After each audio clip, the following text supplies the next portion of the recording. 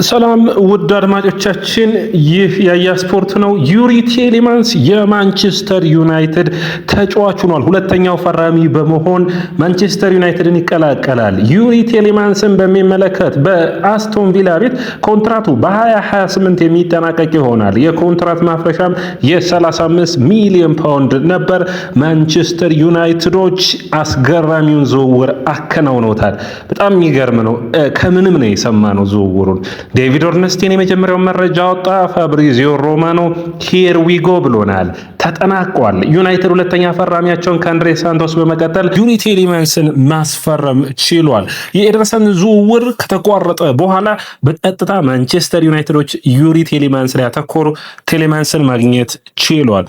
የቴሌማንስ ዝውውር ለማንቸስተር ዩናይትድ ምን ነገሮችን ያመጣል? ቴሌማንስ በዩናይትድ ቤት በተለይ ባለፉት 8 ዓመታት በእንግሊዝ ፕሪሚየር ሊግ በሚገባ ተመልክተነዋልና ስለዚህ ተጫዋች የምንላቸው አዳዲስ መረጃዎች ይኖሩናል። ውድ አድማጮቻችን ይህ ያያ ስፖርት ነው። ያያ ስፖርትን ላይክ፣ ሼር፣ ኮሜንት፣ ሰብስክራይብ ማድረጋችሁን አትርሱ።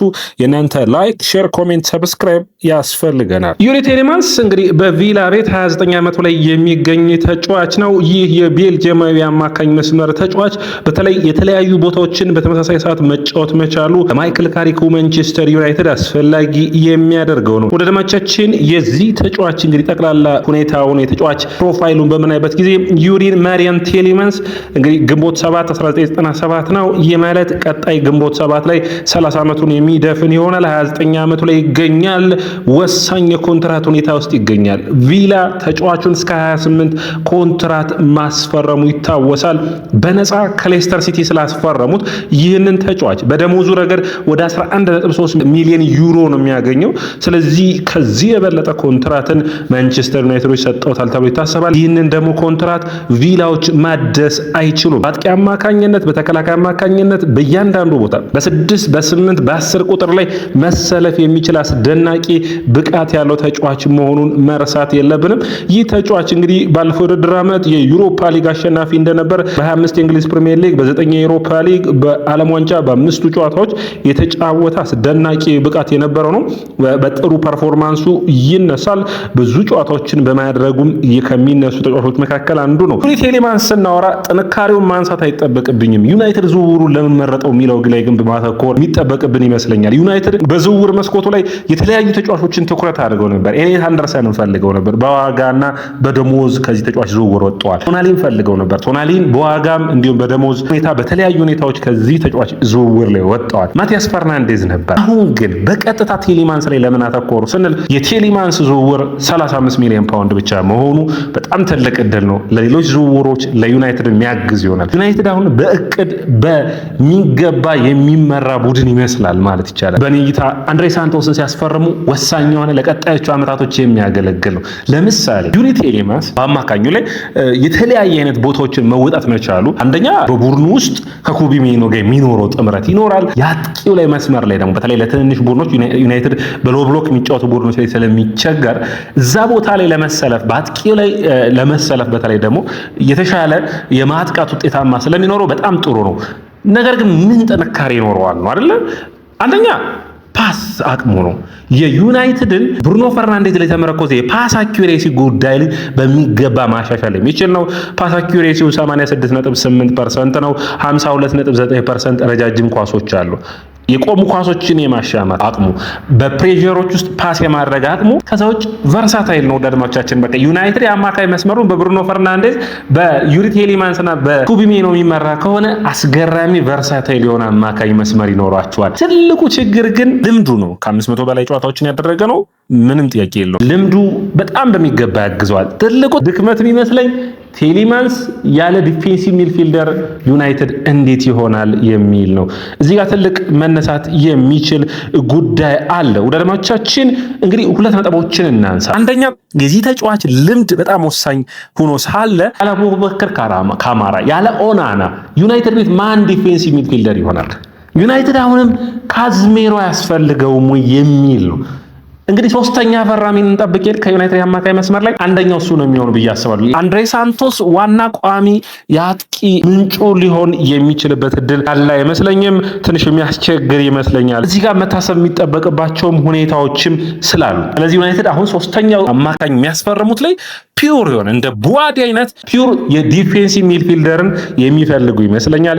ነገር ግን አሁንም እንደነገርኳችሁ እንደ ትልቅ ችግር የሚነሳበት የመከላከል ኢንተንሲቲው፣ የአካል ብቃቱ፣ ፍጥነቱም አንዳንዴ መነሳት የሚችሉ ናቸው። ተጫዋች የቤልጅየም ምርጥ ተብሎ በ2017 ላይ ተደንቋል። ኤፍኤ ካፕ አሸናፊ ነበር። ከሌስተር ሲቲ ጋር የአስቶን ቪላ የዩሮፓ ኮምፒቲሽኑ ማሸነፍ እንደቻለም የሚታወስ ነው። ዩናይትድ አሁን 50 እና 35 ካወጡ በኔይታ 110 የሚያወጡበት ምርጥ የአማካይ መስመር ተጫዋችን ቢያገኙ በተለይ እንደ ቡዋዲ አይነት እኔ ለዩናይትድ ሶስተኛው የአማካይ መስመር ተጫዋች ቡዋዲ ቢሆን የሚል እይታ አለ። ወዳጆቻችን እናንተ እንዴት ታስቡታላችሁ? እናንተን አስተያየት እጠብቃለሁ በዚህ ተጫዋች በሚመለከት። ነገር ግን ፕሮግሬሲቭ ኬሪው ኳሶችን ይዞ የሚሄድበት መንገድ በጣም ተመራጭ ያደርገዋል። ሌላኛው እንግዲህ ማንቸስተር ዩናይትድ እንዴት ይጠቀመዋል የሚለው ሲሆን በማይክል ካሪክ ስር እንዴት ይሆናል የሚል ነው። እንግዲህ ካሪክ በአማካይ መስመሩ ላይ እንደዚህ እንደ ቴሌማንስ አይነት ብቃት የነበረው ተጫዋች ነው። ነገር የተሻለ ደግሞ ዲፌንሲቭ በጣም የተሻለ ነበር። ታዲያ ይህንን ሁኔታዎች በሚገባ ዩናይትድ ማየት ይጠበቅበታል። እንደ አምናው ሁሉ ዩናይትድ አሁንም ጥራት ያላቸው ተጫዋቾች ላይ አቴንሽኑን ሰጥቶ እየሰራ እንዳለ የሚጠበቅ ይመስለኛል። በሁኔታዎች መካከል መታሰብ የሚጠበቅበት 2-3 ነጥቦችን እናንሳ። ማይክል ካሪክ ይህንን ተጫዋች ፈልጎት እንደሆነ የሚታወቅ ነው። ነገር ግን እንዴት አገልግሎት ላይ ያውለዋል የሚለው ወሳኝ ነው። ወዳጆቻችን 29 ዓመቱ ላይ መሆኑ ስለዚህ ዩናይትድ አሁን በአጠቃላይ ከተጫዋቹ ውጤታማና ደስተኛ ይሆናሉ ተብሎ የሚጠበቅ ነው የሚሆነው። ዩናይትድ ከምን አንግል ሊጠቀም ይችላል ካል እንግዲህ ዲፕ ፕሌይንግ ሚድፊልደር ነው። የካዝሜሮ ተተኪ ይሆናል አይሆንም የሚለው ለዩናይትድ ደጋፊዎች ወሳኝ የሚሆን ነው። ከአንድሬ ሳንቶስ ጋር መጣመር ይችላል ወይ? በሚገባ። ምክንያቱም አንድሬ ሳንቶስ ጋር በጣም ጥሩ ጥምረትን ይፈጥራሉ። ከኩቢሜኖ ጋር ግን ሁለቱም ቦል ፕሌይንግ ሚድፊልደር ስለሆኑ ዲስትሮየር ያስፈልጋቸዋልና ዛሬ መታሰብ የሚያስፈልገው ይመስለኛል። እንግዲህ ቦል ፕሮግሬሽኑ፣ ዲፌንሲቭ ከቨሩ፣ ሴት ፒሱ በጣም የሚደነቅ ነው። ነገር ግን መከላከሉን ብቸኛ 6 ቁጥር የመሆን እድሉ በጣም ጠባብ መሆኑ መረሳት የለበትም። ዩናይትድ ወሳኝ ተጫዋችን ግን አስፈርሟል። ምንም ማይካድ ነው። እንግዲህ ባለፈው የውድድር ዓመት ኩኛን ምቦሞን ሲወስዱ ተመሳሳይ አይነት ትሪኮችን ተጠቅመው ነበር። አሁን በድጋሚ ደግመውታል። ለውጦችን ሊያመጣ የሚያስችል ዝውውር ሊሆን ይችላል ብዬ አስባለሁ።